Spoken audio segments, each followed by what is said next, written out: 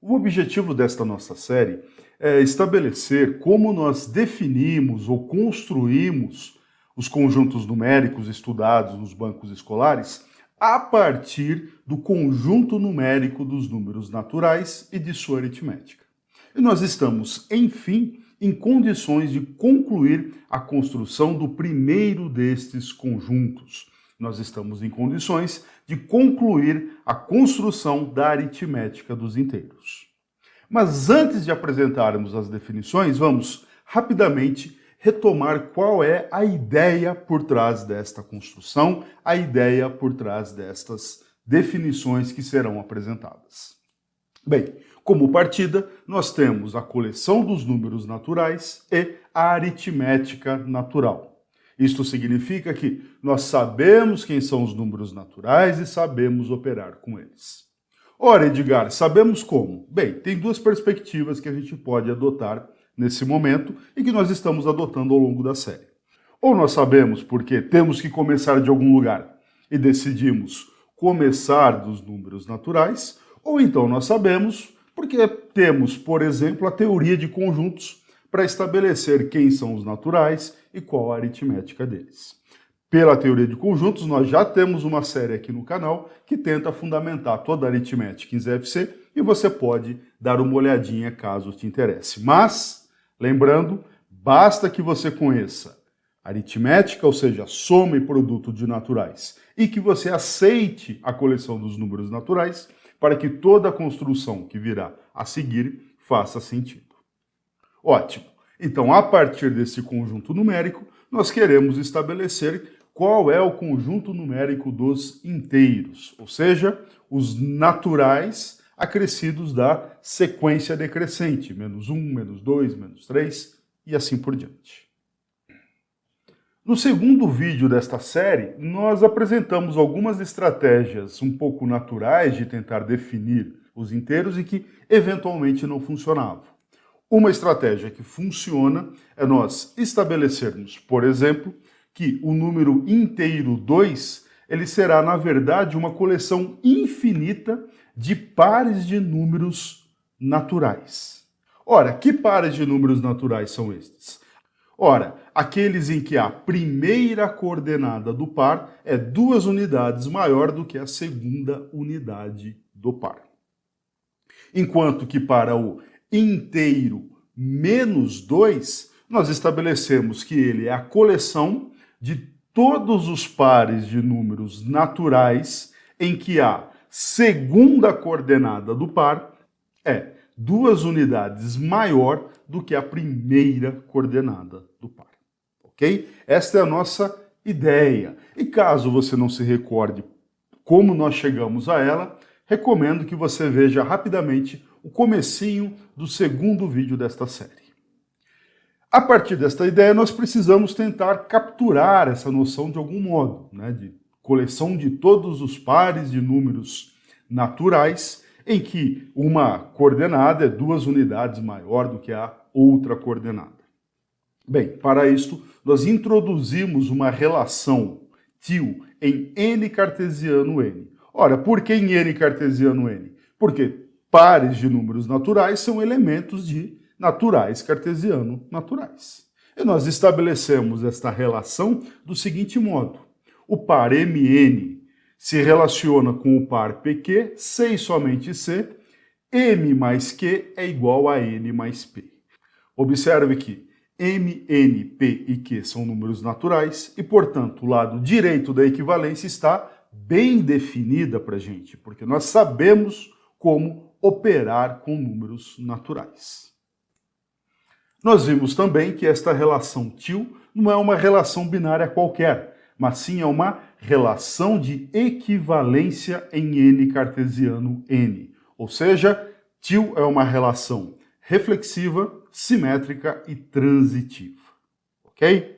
Ora, a partir desta definição fica muito claro que nós temos que os pares presentes na nossa ideia de definição de 2 são todos equivalentes segundo a relação de equivalência til, o mesmo valendo para todos os pares presentes em menos 2. De fato, basta verificar que o par 2, 0 se relaciona com o par 3, 1, porque 2 mais 1 é igual a 0 mais 3, ok? E a mesma coisa valendo para todos os demais pares que estão na mesma linha ali escritos em verde.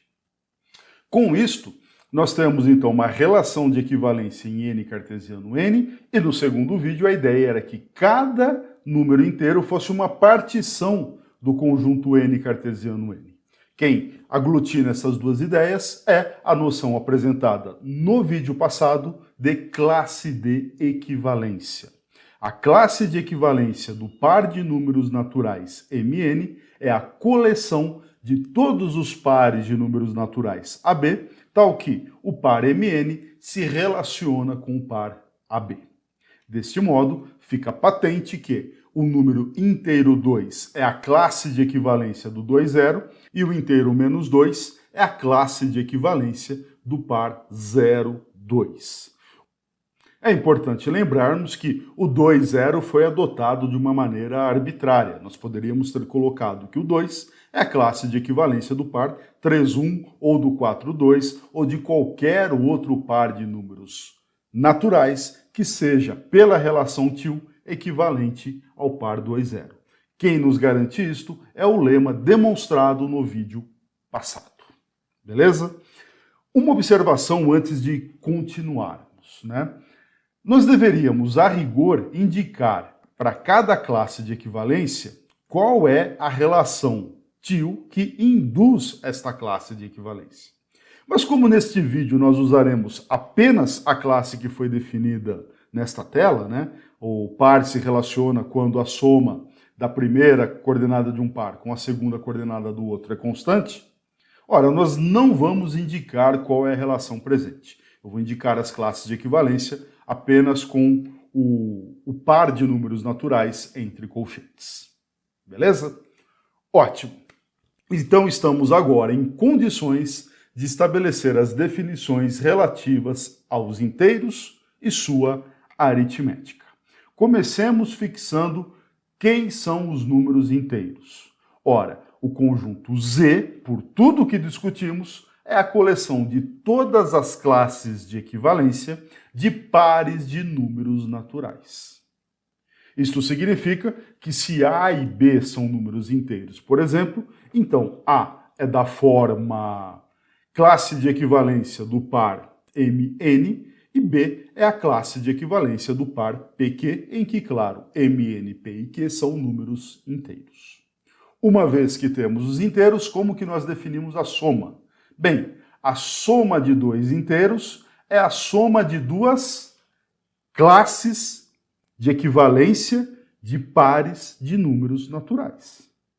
Ora, mas a soma de dois inteiros tem que ser um inteiro.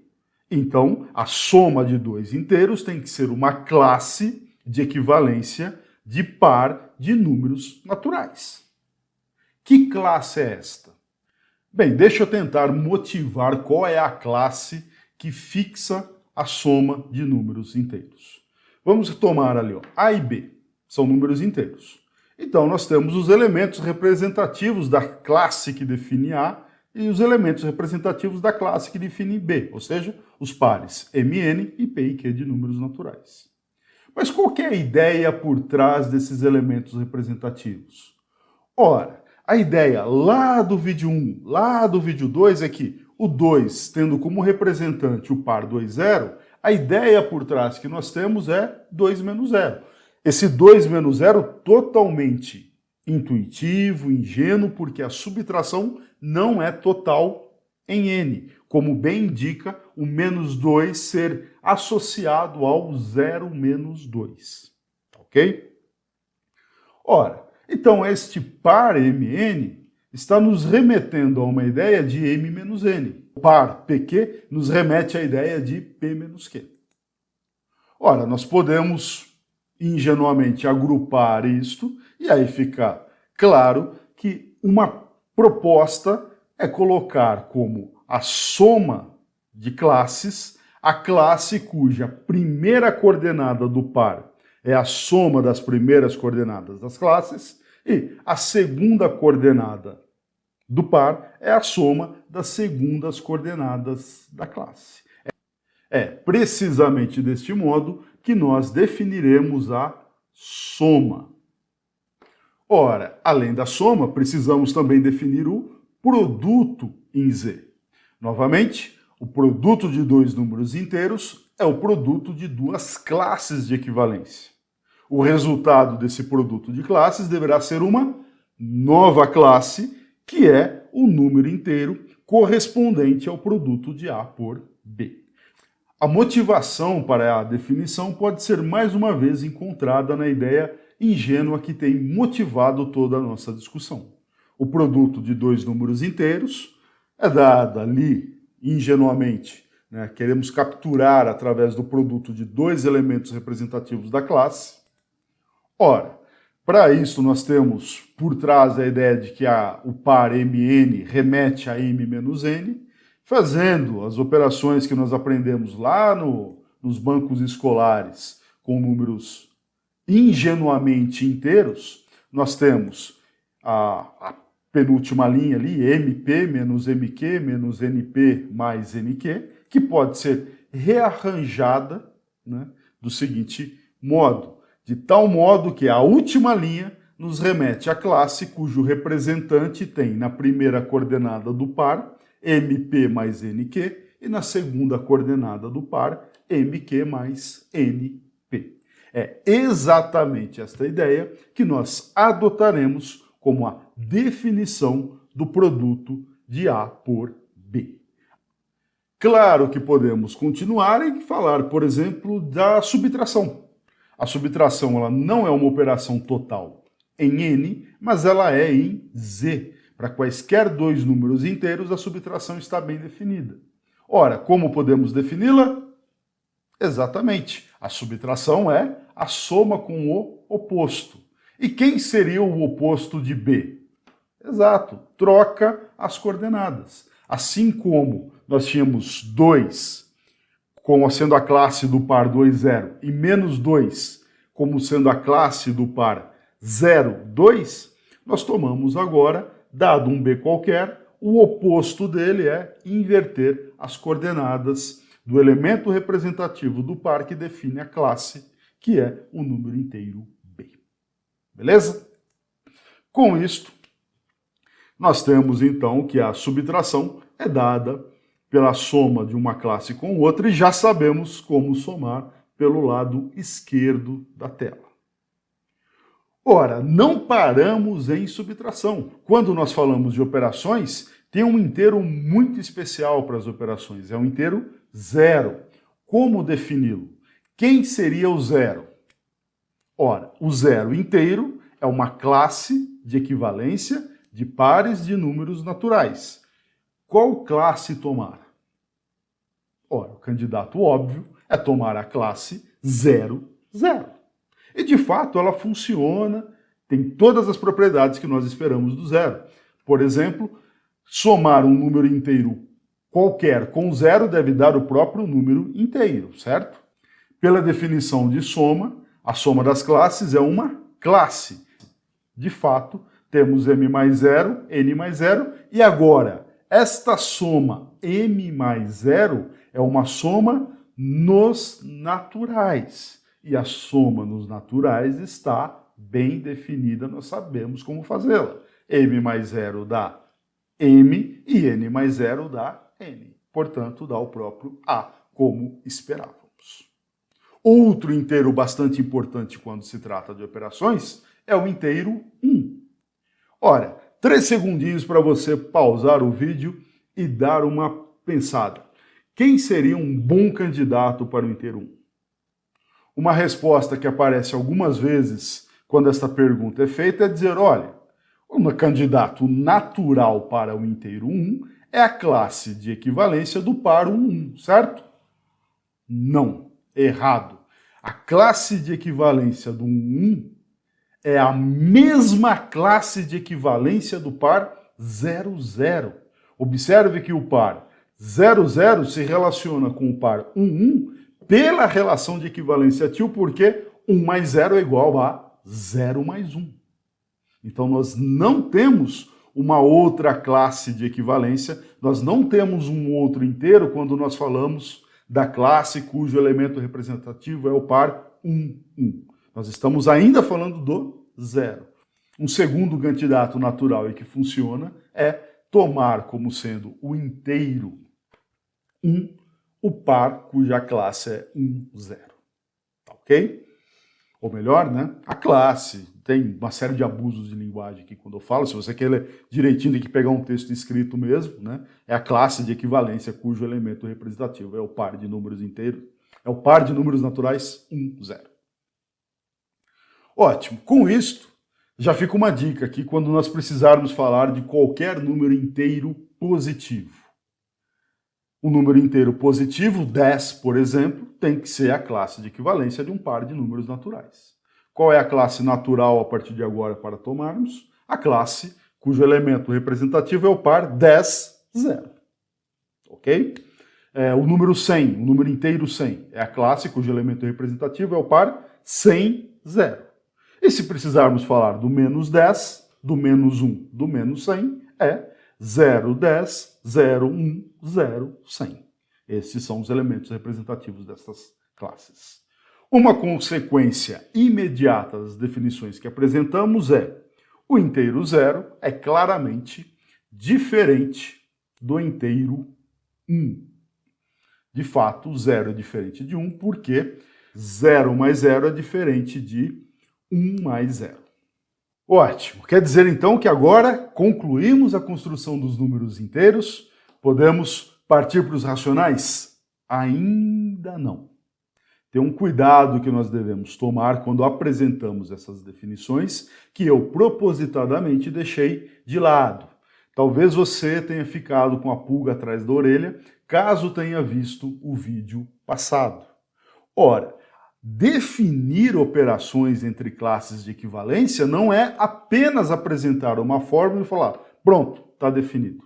Nós precisamos tomar um cuidado adicional. Que cuidado é este? Nós precisamos verificar se as operações que nós apresentamos, que nós definimos através de uma igualdade, se elas estão bem definidas. O que eu quero dizer com isto?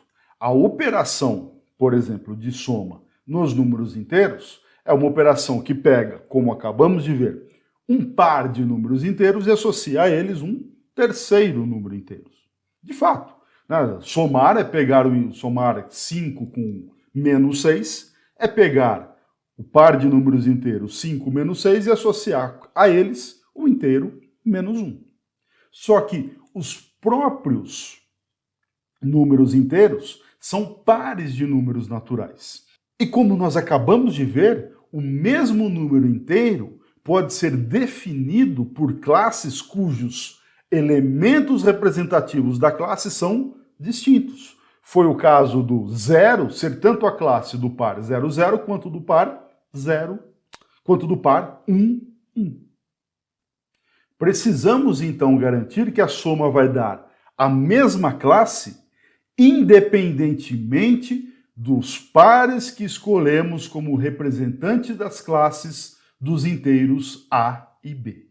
Garantir isto é garantir que a relação de equivalência que induziu estas classes é mais do que uma equivalência. Ela é uma congruência para a operação que nós estamos definindo. No vídeo passado, nós discutimos um tanto quanto abstratamente qual é o papel da congruência na definição de operações entre conjuntos cujos elementos são classes, é o caso particular de Z. E estabelecer que a relação de equivalência é uma relação de congruência é basicamente estabelecer esta implicação que eu acabei de escrever aqui na tela. Mas antes de demonstrar esta implicação, vamos entender exatamente o que ela está querendo dizer, vamos entender exatamente por que é importante que tio seja uma congruência. Não num caso tão abstrato como discutido no vídeo passado, mas sim de uma maneira um pouquinho mais concreta agora. Observe só, vamos assumir por hora que nós demonstramos que tio de fato é uma congruência. Então nós temos um antecedente, que o par MN se relaciona com o par M', N'. Ora, o que isso significa? Pelo lema do vídeo passado, que essas duas classes de equivalência são iguais. A mesma coisa, claro, considerando os outros dois pares relevantes do enunciado. Ora, se estas classes são as mesmas, vamos chamar a primeira delas de A e a outra de B. Se assumimos que temos uma relação de congruência, então o consequente vale. Mas veja só, o consequente estabelece uma equivalência entre dois pares. Isto significa que as classes desses pares são as mesmas pelo lema do vídeo passado. Agora observe atentamente quem são estas duas classes. A da esquerda é a classe da soma, em que os somandos são os números A e B, quando fixados pelos elementos representativos M, N, P e Q. Enquanto que a classe da direita é a classe da soma dos números A e B, quando estabelecidos pelas classes cujos elementos representativos são M', N', P' e Q'. O que isso está nos dizendo? Que a soma de A com B é a mesma, independentemente de quais são os elementos que nós escolhemos como representantes das classes que definem os números A e B. Beleza? Então, se nós temos que tio é uma congruência para a soma, então a soma está bem definida, porque independentemente de qual elemento representativo da classe, o resultado será o mesmo. E o que é que precisamos fazer agora? Ora, precisamos verificar que tio é, de fato, uma congruência para a soma. E isto não vai dar trabalho. É mais trabalhoso entender por que nós precisamos provar que temos, de fato, uma congruência, do que provar que a relação de equivalência é congruência para a operação que estamos definindo. Veja bem, se vale um antecedente, então o par MN é equivalente ao par M', N', e a mesma coisa para a demais equivalência. O que isso significa? Pela definição da relação de equivalência tio, isto significa que M mais N' é igual a M' mais N, e a mesma coisa para P, Q, P' e Q'. Observe só o seguinte agora. Nós queremos chegar no consequente, né? Saímos do antecedente e queremos chegar ali na parte que está sublinhada na linha acima, na parte em amarelo. Observe que se nós temos o de cima, então é claro que M mais N' é igual a M' mais N. Agora observe que, como as partes que eu acabei de sublinhar são iguais, se eu somá-las dos dois lados desta igualdade, a igualdade será preservada. De fato, se eu tenho uma igualdade e coloco coisas iguais à esquerda e à direita, a igualdade se preserva. Só que agora, tudo que nós temos nesta última linha são números naturais. Então não precisamos nos preocupar com parênteses, porque sabemos que a soma de naturais é associativa. Não precisamos nos preocupar com a ordem, porque sabemos que a soma de naturais é comutativa. E podemos reescrever isso de uma maneira mais interessante para o resultado que queremos chegar. M mais P mais N' mais Q' igual a o que está do lado direito. Agora observe que esta última soma ela é equivalente e, portanto, implica que o par M mais P, N mais Q é equivalente, segundo o tio A, M' mais P', N' mais Q', exatamente como nós desejávamos concluir. Verificada que a soma está bem definida, precisamos agora verificar que o produto está bem definido. Mas isto fica como exercício para os interessados e interessadas. E sempre lembrando que no site do nosso canal você encontra listas de exercícios para quase todo o vídeo postado aqui no YouTube. Caso você tenha interesse, caso tente resolver um exercício ou outro, deixa um feedback para a gente, tanto eu quanto o Alfredo. Gostaríamos de ouvi-los, de ouvi-las e saber que vocês estão resolvendo os exercícios e, principalmente, avise quando tentar fazer e não conseguir. Nós podemos dar umas dicas de como resolvê-lo na área de comentários do vídeo, ou então até mesmo, eventualmente, postar um vídeo com a resolução de todo o exercício. Beleza? Temos, portanto, a coleção dos números inteiros e sabemos como operar com estes números inteiros. Podemos, então, afirmar que atingimos o nosso objetivo? Eu acho que nós podemos, nesse momento, dizer sim, que atingimos o nosso objetivo. E por que eu afirmo isto? Ora, o nosso objetivo era definir de maneira precisa os números inteiros e suas operações a partir dos números naturais, de tal modo que esta definição tenha todas as propriedades esperadas dos números inteiros. Ora, que propriedades são estas? Aquelas estudadas nos bancos escolares, aquelas estudadas no ensino fundamental, no ensino médio. E, de fato, esta definição apresenta essas propriedades porque nós temos as seguintes evidências acerca disso. Primeiro, se nós olharmos para a soma, nós vamos observar que todas as propriedades estudadas lá nos bancos escolares, como, por exemplo, a comutatividade da soma, a associatividade da soma, a existência do elemento neutro, a soma com o oposto de um número resultando no elemento neutro, todas elas valem. E qualquer outra propriedade acerca dos inteiros que envolva a soma também é demonstrada dentro destas definições que nós estabelecemos, ou é demonstrada no escopo destas definições que nós apresentamos. O mesmo vale para o produto de números inteiros. O produto de inteiros ele é, em particular, comutativo, assim como a soma, é associativo. O produto de números inteiros tem o 1, que nós acabamos de definir como elemento neutro, vale a propriedade do cancelamento. Nós temos a distributividade do produto com relação à soma e qualquer outra propriedade acerca do produto e da soma dentro daquela visão ingênua é capturada de modo preciso pela nossa definição de classes e operações com as classes. Neste momento você pode dizer, mas tem coisas sobre os números inteiros sobre as quais você não falou.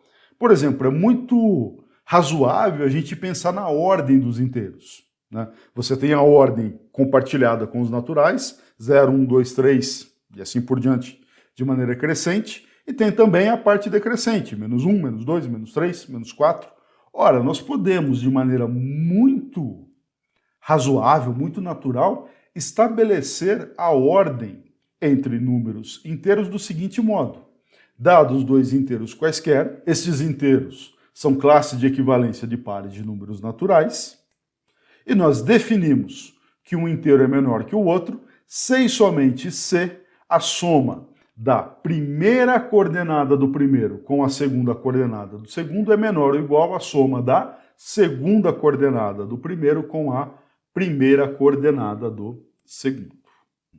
Essa definição que eu apresentei cabe uma pequena ressalta, vale a pena a gente comentar uma coisinha. Parece que está circular.